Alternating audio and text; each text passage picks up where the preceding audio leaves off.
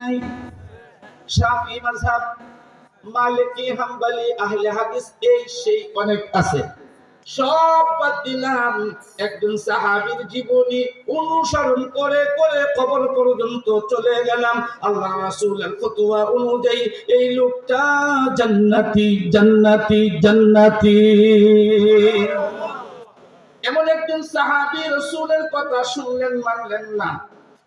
এই সাহাবীর ঠিকানা জান্নাতে না, বরং জান্নাতের গেটের সামনে। আগে বিচার হবে, তারপর জান্নাত পাবে। এ কথাটা ছাত্র ভাইয়েরা ওলামায়ে কেরাম বুঝছেন। মানে এখানে আরেকটু কথা আছে, সেগুলো বলতে গেলে আপনারা আবার কেস বুঝবেন।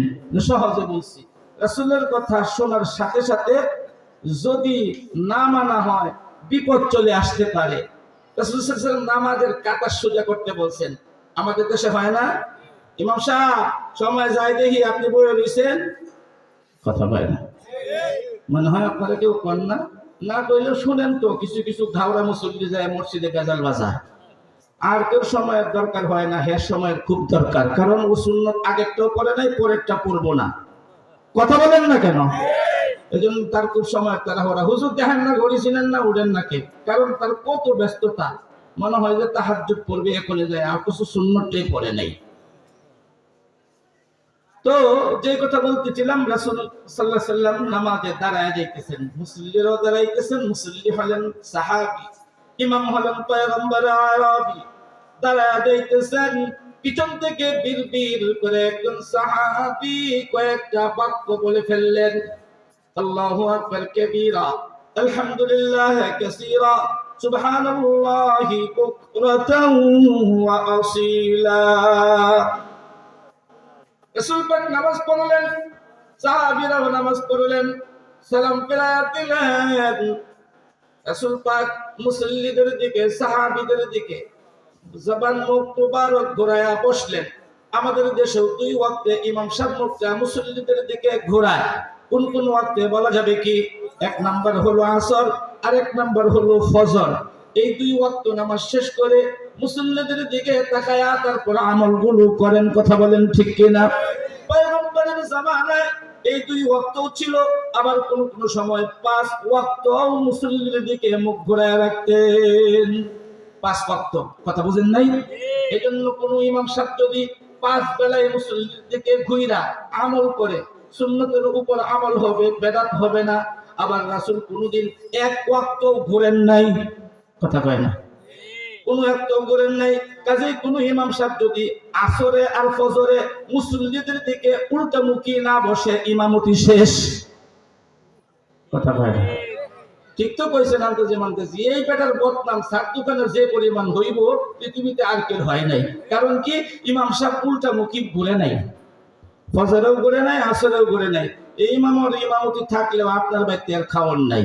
অথচ কোন কোন সময় রাসূল সারাদিনে একবারও ঘুরেন নাই, কোন সময় দুইবার ঘুরছেন, কোন সময় পাঁচবারও ঘুরছেন। তাহলে ঘোরাঘুরি সব বিষয়ে অনুমতি আছে না নাই? আপনারা যেহেতু মুসল্লি, আপনাদের মানতে হবে, এটা ইমাম সাহেবের ওয়াজ। ভাই কথা বলতে হবে আমার সাথে। আগে কইছেন আমার কিন্তু গলাটা ভাঙ্গা। আর আগেও জানেন যে আমি যতক্ষণ ওয়াজ করি আমার সাথে আপনাদের কষ্ট করতে হয়। শেষবারের মতো অনুমতি চাচ্ছি, আমার সাথে একটু কষ্ট করবেন কি? এই ওয়াজটা কি ইমাম সাহেবের জন্য না মুসল্লিদের জন্য?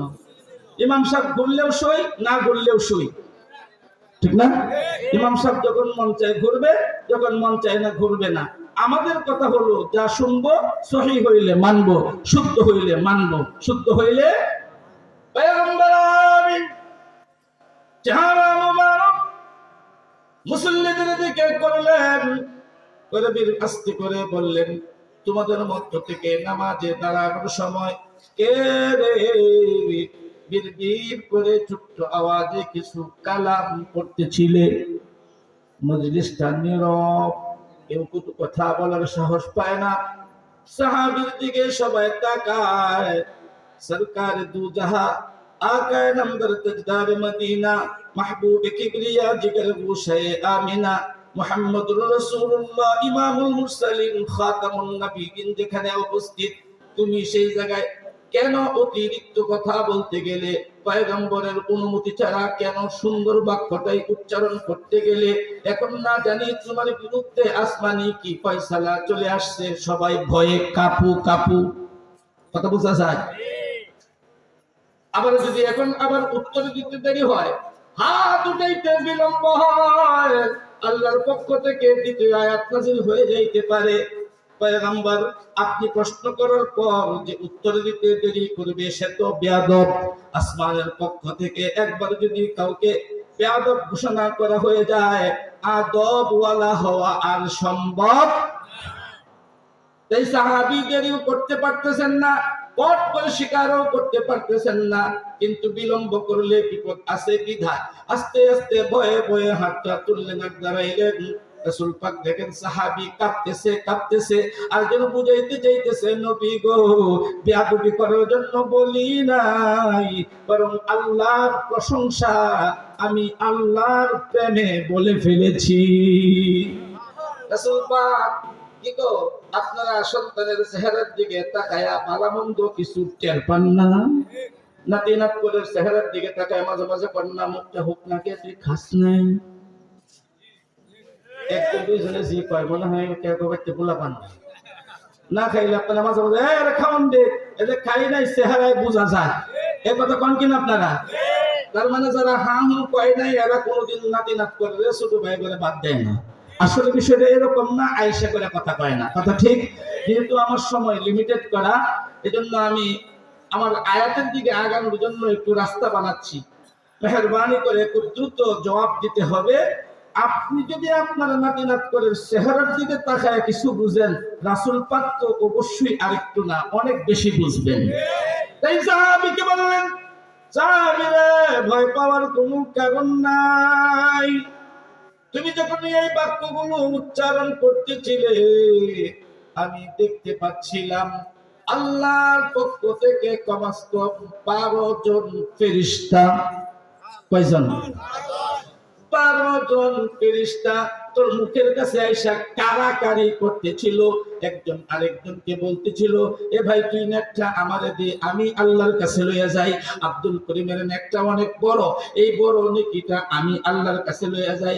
আরেক ফেরেশতা খাবলা দিয়া ধইরা কয়, না না, এই সুযোগটা আমারে দে, আমি লইয়া গেলে আল্লাহ জিগাইবো এত সুন্দর নেকি কাটটা আনছো।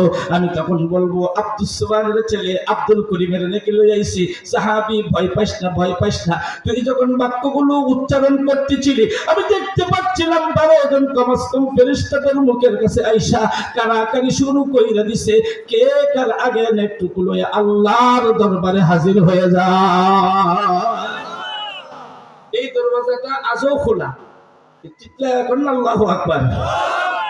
এই দরওয়াজাটা, এই পথটা আদৌ, তার মানে হলো কেউ যদি এখানে বৈশা পড়ে, এর জবানের কাছে কমপক্ষে 12 জন ফেরেশতা হাজির হয়ে যাবে। বলতে পারেন হুজুর কমপক্ষে কমপক্ষে কথাটা বারবার বলছেন কেন?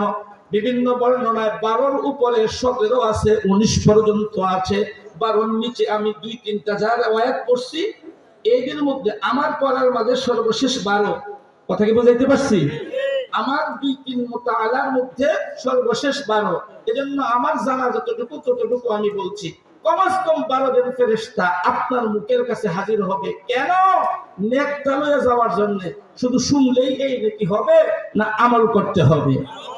তার মানে হলো শুধু শুনলেই হবে না, মানতেও হবে। ঠিক কিনা? আল্লাহু আকবার কাবীরা। কে কে কয় নাই একদম তো হেগো ব্যক্তি দাওয়াত আপনাদের সবাই জোরে কোন আল্লাহু আকবার কাবীরা, আলহামদুলিল্লাহ কাসীরা, সুবহানাল্লাহি বুকরাতান ওয়া আসীলা। বিভিন্ন বর্ণনায় এক শব্দ কম বেশি আছে, সেটা মুতাআলা করলে পাওয়া যাবে। আমার কথা হলো আমরা যখন মানবো, শুনবো আর মানবো, আমাদের জীবনগুলো আগায় যাবে আগায় যাবে আগায় যাবে। কথা বলেন ঠিক কিনা? আমরা শুধু ঠিক সুবহানাল্লাহ অনেক সময় বলি, কথাটা ভালো, কিন্তু মানি না। যেমন আরেকটা ওয়াজ মানতে আমাদের খুব কষ্ট হয়, এটা বলেই আমি আমার পঠিত আয়াতের দিকে আগায় যাব। যেমন এখন প্রত্যেক মসজিদে, আজকের আমার আশা বা আমার ধারণা, শতকরা 99টা মসজিদে এই কথা বলা হয়েছে। এই এক সপ্তাহ পরে মাহে রমজান আসতেছে, এই রমজানের মাঝে একটা নফল আমল করলেই ফরজের সওয়াব। এই ওয়াজটা আমার ধারণা শতকরা 99টা মসজিদে করা হয়েছে। আর আগামী শুক্রবারে শতকরা সবগুলো মসজিদে আমাদেরকে বলে দেওয়া হবে, এই যে রমজান চলে আসলো, একটা নফল আমল করলেই একটা ফরজের সওয়াব। সুবহানাল্লাহ কোন না? এই ওয়াজটা শোনার পর মুসল্লিরা জুড়ে জুড়ে চিৎকার মেরে বলে সুবহানাল্লাহ। কিন্তু আমার প্রশ্ন হলো, সুবহানাল্লাহ বললেন, এই শব্দ উচ্চারণের কারণে তো একটা নেকি পায়া গেলেন, কিন্তু আপনি যদি বাস্তবায়ন না করেন, নফল ইবাদত না করেন, ফরজের সওয়াব কেমন করে অর্জন করবেন? এখন হয়তো কেউ কেউ বলবে, হুজুর আমরা তো নফল নামাজও পড়ি, ঘড়ি দেখেই তো নামাজ পড়াই। আওয়াজ দাও। ইমাম সাহেবরা কি ঘড়ি দেখে নামাজ পড়ায় না আন্দাজি নামাজ পড়ায়? কারণ 1 মিনিট বেশি হয়ে গেলেই তো চাকরি যায় ভাব। কাজেই ইমাম সাহেবরা ঘড়ি দেখে নামাজ পড়ান। নামাজের আগে ইকামত দেওয়ার সময় মাত্র আধা কাতার, সালাম ফিরানোর পরেও আধা কাতার। যারা দৌড়াইয়া আইছিল, দৌড়াইয়া গেছে, এরা বাড়িতে যায় নামাজ পাইরে আসছে, যাই নফল ইবাদত শুরু করে দিবে। কথা বলেন ঠিক